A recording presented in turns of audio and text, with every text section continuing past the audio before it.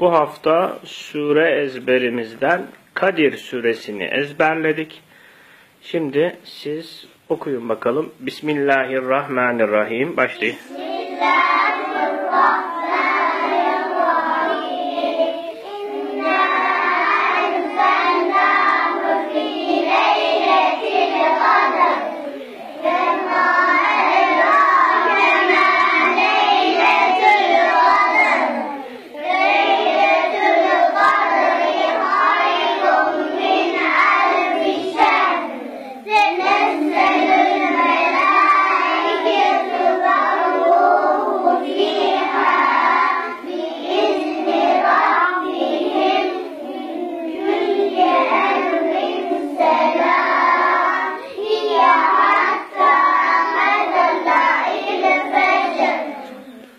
Aferin size. Çok güzel.